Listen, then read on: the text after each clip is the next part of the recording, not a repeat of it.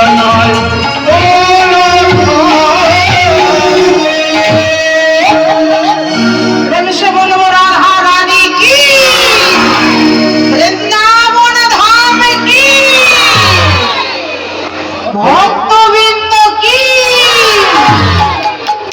কৃষ্ণ। আচ্ছা হোলি এই মাসেই তো,